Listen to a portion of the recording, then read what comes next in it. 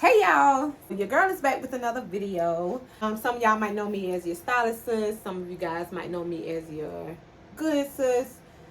You know, I'm here and I'm here to basically get on here and share some things with y'all. Yeah, I'm trying to get used to this whole talking to the camera thing. It's different, but it's not about me. So I'm here, okay? So today we're going to talk about something I feel like we don't talk about enough. And it's more so for the moms, whether you're a first-time mom, whether you're experiencing pregnancy for the first time now, you have yet to experience motherhood, but you are going through that transitioning season where soon enough you will be a mother raising a child, right? And so I wanted to talk to the first-time moms, the ones that are carrying children out, and those that you even if you were a mom and then maybe years later you became a mom of more than one child or whatever, this message is for you. I am a mom of 7 going on 8 children. My oldest daughter, she's my bonus daughter. She was 2 when I met her father, and from there we had 3 additional girls, and then we had 3 little boys, and now I'm expecting with my 8th child, right? I just wanted to share some things that I hope might encourage you guys that I've experienced along the way, and are some things that I feel has benefited me in transitioning into motherhood, and not just transitioning, but also as I grow, you know, not just as a mom, but just as an individual overall, as a wife, as a daughter of the king, as a friend, as a sister, all of these great roles that I'm able to experience, not just my roles, but just my being. I just wanted to share some of that with y'all today. I want to talk about transitioning into motherhood, whether it be you pregnant for the first time and you're afraid and you're like, do I even know what I'm doing? Like, this is my first child. You have all of these mixed emotions, mixed feelings. You kind of excited, you're kind of not, you're kind of afraid. You don't know what to expect. You've never done this before. So I remember when I got pregnant with Kamora. Kamora is my 13-year-old daughter. I was in college and I was almost done with receiving my associate in art. And then I found out I was pregnant, right? So at the time, I was shocked, because I was like, I wasn't really pressed about having children. Like, it was something I knew I wanted to experience one day, but I wasn't in a rush to experience it. So when it happened, I was taken back a little bit. I was a little shocked or whatever, and yeah, it was different. It was scary. I was a little excited more towards the end after the morning sickness. And so I remember shortly after having her, I started going through postpartum depression. I didn't know it was the postpartum depression as I was going through it, but a couple of months afterwards, or about a year later, I realized, oh wow, Ashleigha, you was going through depression and postpartum depression and you didn't even know it. This is my first time experiencing being a mother, the number one caregiver for a child. It was very scary for me. I did not know what to expect. I had never been a mom before. I've helped my mother. My mother had 12 children. I was the 5th from the oldest. Yeah, so I was in a position where I could help, and I love helping. I enjoy helping. And so yeah, I had a little bit of experience being an assistant when it came to caring for children, but never was I the one that was the sole caregiver of a child, which is what I'm talking about now. Like, I went from having a life of freedom where I could go to school, and at the time I was going to college. That was about a 30-minute commute from where I was living at the time. Then I would commute back to my hometown, which is, like I said, 30 minutes. I would commute back, and I was a full-time stylist as well. I had just graduated from high school. Like, I hadn't been out of high school for a whole 2 years before even, hold on, let me see. I lied. I got pregnant with Kamora at 20, and then I had her at, hold on. Yeah, I was 21 when I had her. So you do the math. But so I know that I was able to experience a little bit of time not having to worry about no children, because right after I graduated, I pursued my career head on. I was a stylist, a licensed stylist. I had just moved into a salon where I was comfortable. I was building my clientele. Things had started looking up, and I mean, I was working, y'all. I was going to school during the day. I would get out, I would travel back to my hometown, and I would do these heads, and I would do them all the way up until 11, 12 o'clock at night. So everything was going good. The money was flowing. I mean, I was making money. I wasn't charging a lot, so I wasn't really making money, but I was making money. We just made up our mind, okay, we're going to keep this child, and we're going to do what we got to do, right? So that brings me to some of the points that I want to point out, because I don't want to be on here long, but I do want to point out a few things that helped me as I transition into motherhood, and not just transitioning into motherhood for the first time, but even the second time, the third time, and so forth and so on. So if you can resonate with any of this stuff that I'm going to share with you, I hope that you receive it, and I hope that you use it to just kind of shift your perspective a little bit and just begin to embrace this journey called motherhood. One of the things I wanted to talk about was after I had Kamora, like I mentioned earlier, I went through postpartum depression, right? The only thing that made it so hard was the fact that I could not identify it. I had no idea that it was postpartum depression at the time. So had I had the knowledge that that was what I was experiencing, then maybe I could have done more research and handled it more effectively. But I want to let y'all know, like, okay, do your research. Understand what those symptoms might look like, those signs that you might be going through a little depression after having a child, because it is absolutely normal. It's nothing to be ashamed of. It is nothing that you have to keep to yourself. They have all kind of help that they can provide to you if you are going through postpartum depression. Just gain your knowledge on what you might be experiencing, just in case that is something you're up against, and now you know how to combat against it. That wasn't one of my points, but I wanted to put that out there because that is something that I'm realizing, like, had I known it earlier, then I would have been able to do something about it. The number one thing that I realized I experienced was grieving. Your girl was grieving. And that's probably why I was going through depression. Like, a lot of times, I feel like postpartum depression is linked to the inability to grieve in a healthy way. For those that don't know, there's 5 stages to grief, and I'm gonna list them on this screen up here. But there's 5 stages of grief, and if you're not aware of what those stages are, I know anger, denial. Look up the 5 stages of grief. There's no certain particular order, but there are 5 stages that you will experience when you're grieving. And so for me, after I had my first baby, honey, I was grieving. And you know what I was grieving? I was grieving the old version of me. I was grieving the version of me that I no longer was, because when it came to my freedom, when it came to me getting up and doing what I wanted to do when I wanted to do it, well, for the most part, I was able to do it because I didn't have to pack a diaper bag. I didn't have to consider another being, a smaller being that I was the sole provider for. I didn't have to do any of that. So I was in a place where I was straight. But then when this baby came, it's like, oh my gosh. You know, like, what I'm going to do? Oh my goodness. I got a whole human being looking up to me like, sheesh, I ain't never did this before. I'm not prepared for this.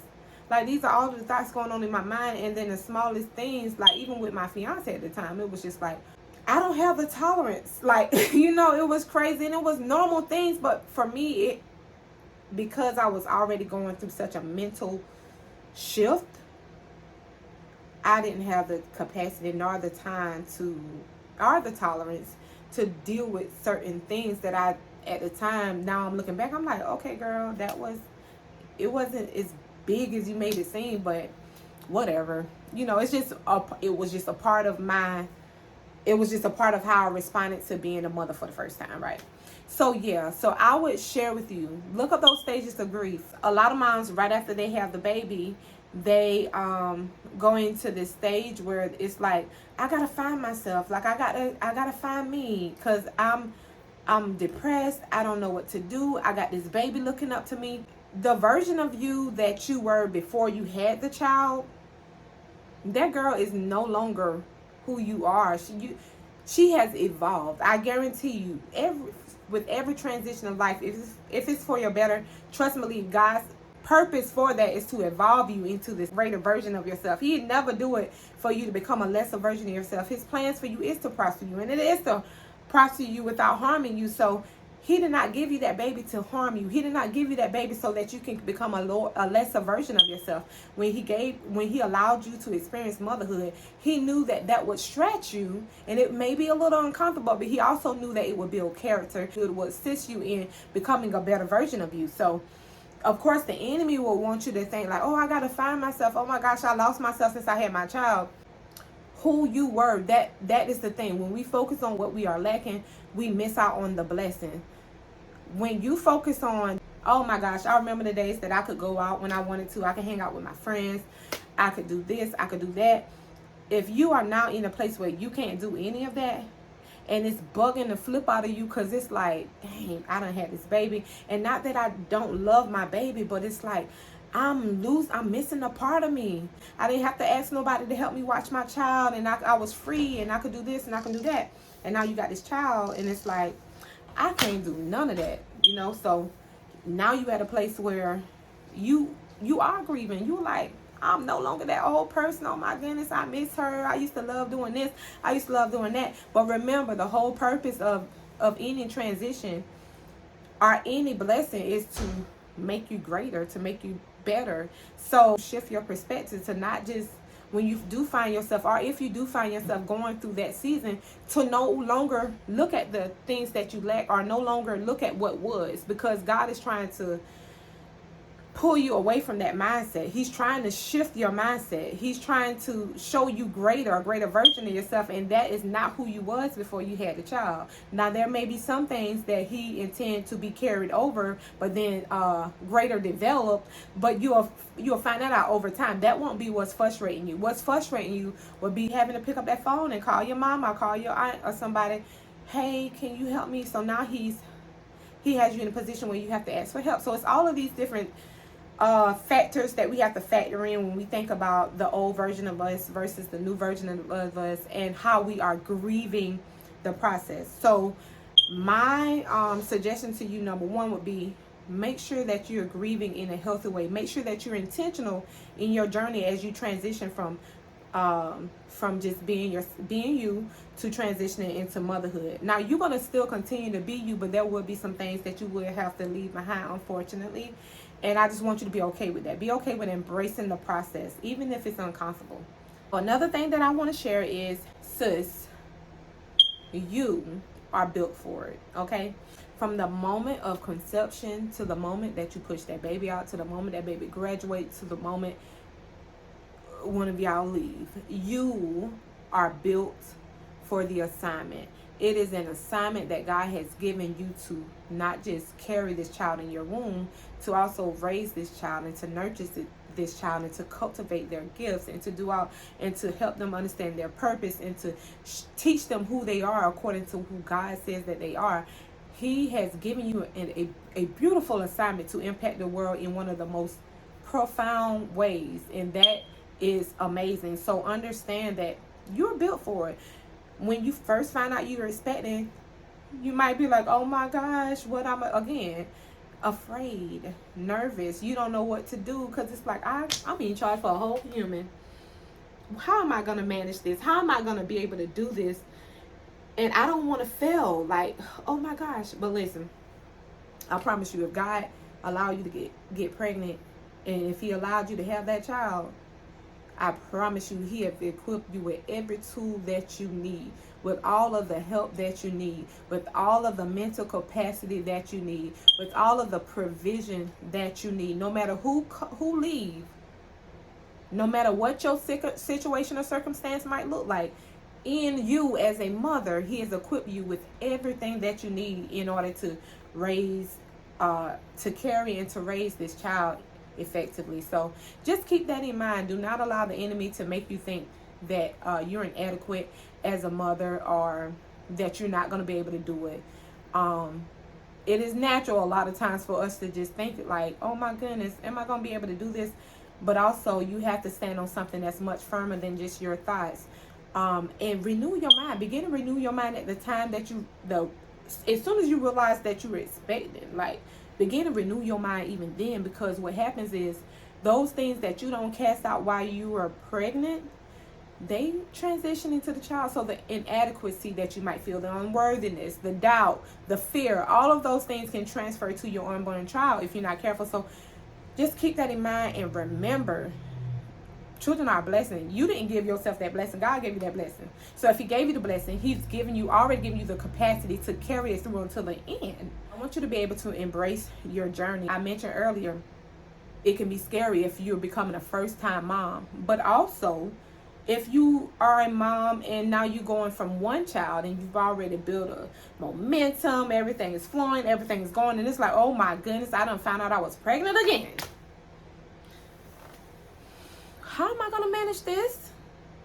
So that's something to think about too. Or children that you've had are much older, and years later, after you have built a momentum and after the things are flowing and you're able to get back in the groove of things, and then you find out you're pregnant again. And now you back at point A where you like, am I even built for this? Do I have what it takes to raise another child or to bring another child in this world? Or you could be like me, pregnant with baby number 7. And you like, oh my gosh, I was just about to do this with my life, like, and here I am pregnant again.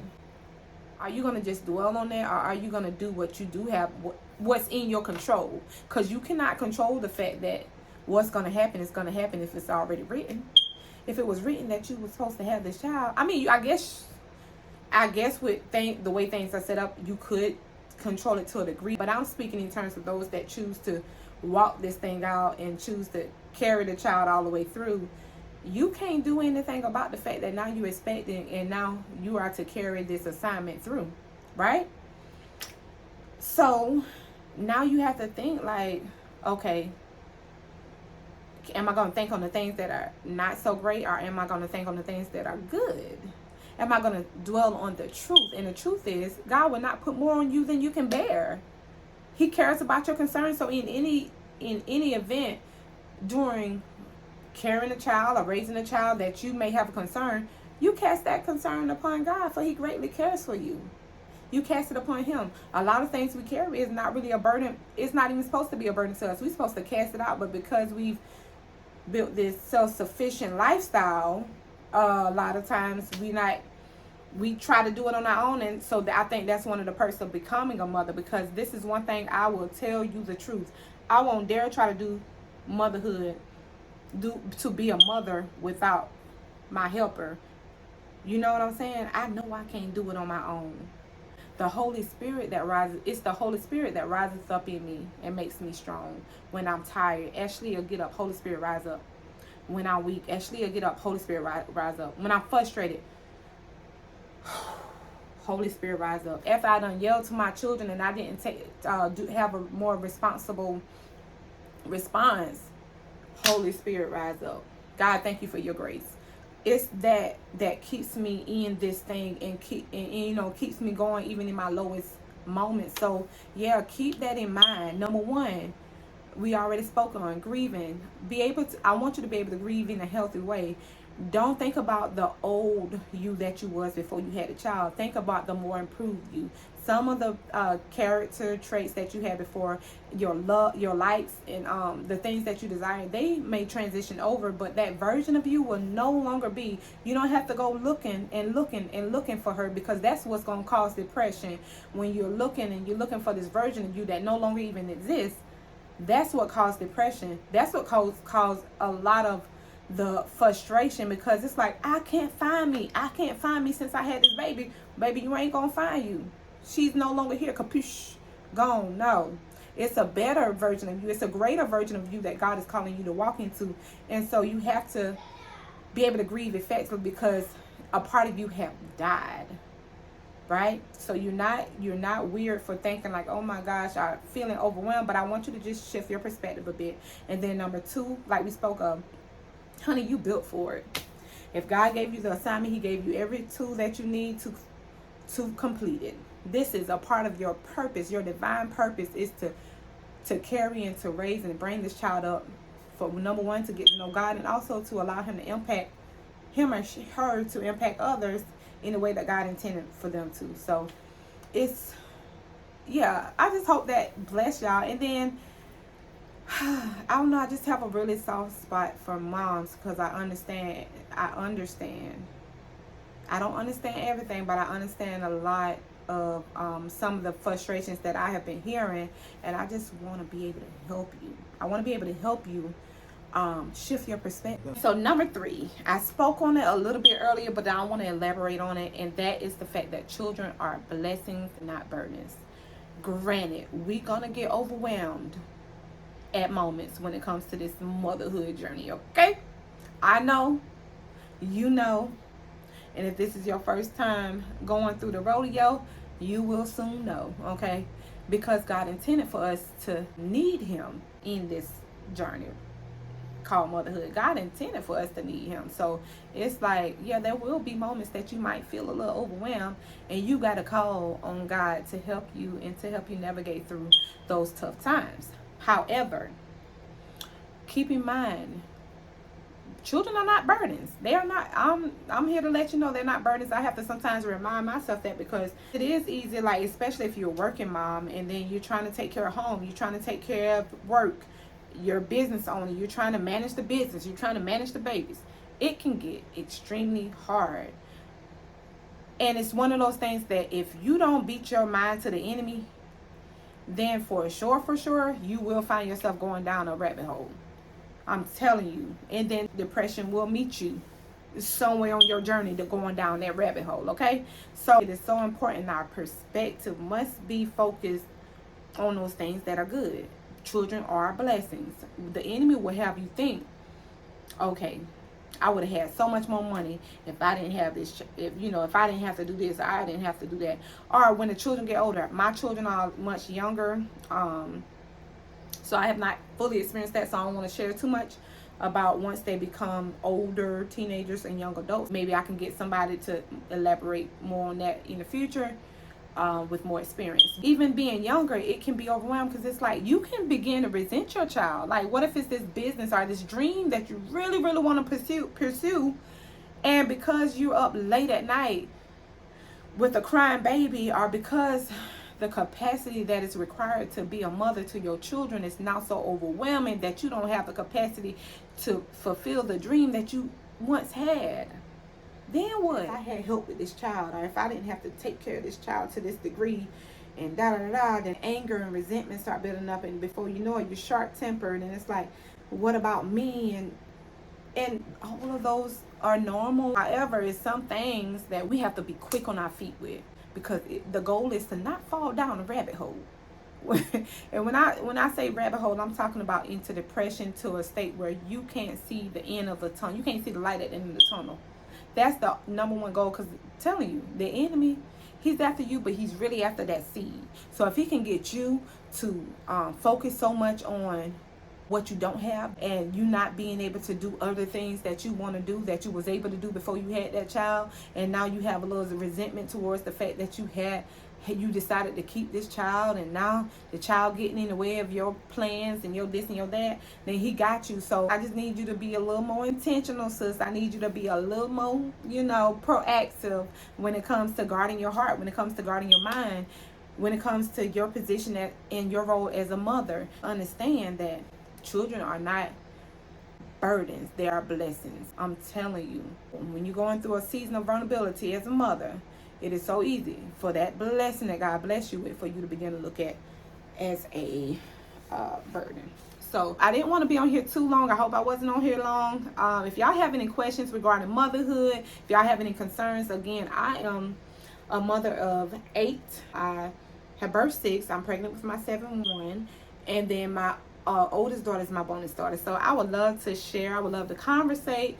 Anything regarding motherhood, anything that I can help y'all with. I'm still learning. I'm still growing. I have error, and I'm still working on it. But I'm just so grateful that God ain't forgot about me. He ain't left me yet. Okay? Because I'm still learning. This thing ain't easy. I'm still learning. I'm still evolving. I'm still having to die to self. I'm still evolving. Okay? So So yeah, and hopefully this just prevent depression when it comes to mothers. I think more than anything, I just want to avoid moms falling into that rabbit hole of depression, because God gave you great joy. And I know it's a lot of times it seems like it's unattainable, but he didn't pick and choose who he would give joy to. All of us have access to the joy. So it's up to us. We have to tap into it, and we have to be proactive, and we have to be intentional as we thrive in this thing called motherhood. We have to be intentional. So whether you are a first time mom, and you've already had your child, whether you're expecting now, maybe you can grab some things out of this now before you got ahead. Listen, you got one up, because now you're able to take some things that I could have done differently, the things that I didn't know any better at the time. You're able to take this and add it to your toolbox. So yeah, I hope that this message bless you. If it did, please be sure to leave a comment below, because your girl is new to the YouTube studio. No, I'm just playing, but I am new to YouTube. Like, I've always done shorts, but I'm very passionate about. I have so much of love for people, encouraging y'all. Just be getting all these downloads, and God be telling me to do this and do that. So I'm trying to move into operating more out of obedience. That is why I'm here. Listen to this video in its entirety, and then just, if you were able to receive one thing from it, I want you to comment below what you received from it. And yeah, remember the three things that I want y'all to get out this video. Number one, I want you to grieve in a healthy way. All right, be able to embrace the process. This is a process. This is a journey. I just want you to grieve in a healthy way. Number two, you're built for it. Tell yourself that every chance you get until you receive it in your heart. Get some scriptures to back it up, okay? You are built for whatever God has placed inside of you. Okay? All right. You're built to be a mother, and an awesome mother at that. Don't let the enemy tell you no lie, and I'll tell you no untruth. Number three, remember, children are blessings and not burdens. Okay? Y'all have a good one. Be sure to like, comment, and subscribe, and all that good stuff. Thank y'all for joining. Bye-bye.